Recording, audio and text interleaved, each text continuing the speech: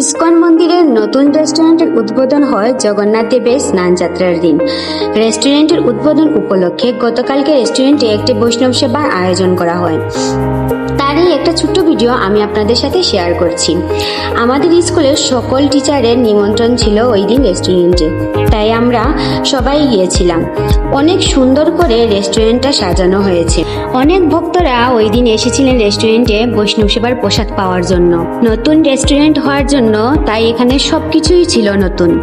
আমাদের স্কুলের অনেক বাচ্চারাও গিয়েছিল ওই দিন প্রসাদ পাওয়ার জন্য। রেস্টুরেন্টের ভিতরে ঢুকেই অনেক ভালো লাগলো। প্রভুরা বসে বসে কত সুন্দর করে কীর্তন করতেছিলেন।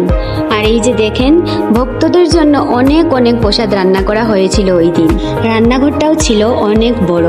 আমরা ওই দিন কি কি প্রসাদ পেলাম তার ভিডিওটা আমি আপনাদের সাথে আমার পরের ভিডিওতে শেয়ার করব। এখন আমরা সবাই বসে গেছি প্রসাদ পাওয়ার জন্য।